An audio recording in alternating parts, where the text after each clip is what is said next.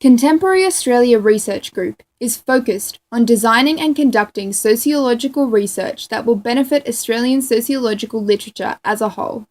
It would be our privilege to be given the opportunity to conduct research into social class in Australia. The research that is about to be outlined is aimed at transforming the field of research by providing it with a solid framework, and it is our hope that if we are allowed to carry it out, that it would contribute greatly to Australian sociological research on class for many years to come.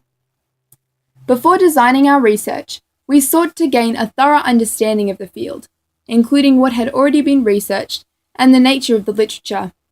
We found that the field can be loosely divided into 4 overlapping areas: class status, class stratification, class relations, and class mobility. We found that class status was described as being determined by a variety of factors, such as political status, occupation, race, and education. Closely related to class status is class stratification, or the categorization of society into unequal groups based on status. The research shows that it is difficult for individuals to escape the strata they were born into. While the field has thoroughly described the tendency of strata to remain consistent across generations, it lacks research into the cases where this is defied. Class relations describe the way that these strata interact. Class relations in Australia have been shown to have a lot to do with race and place. Language barriers and political power are great determinants in class relations. Finally, social mobility. The field identifies endogamy and marriage in general as significant factors in mobility, but it is not comprehensive in understanding how and why social mobility happens.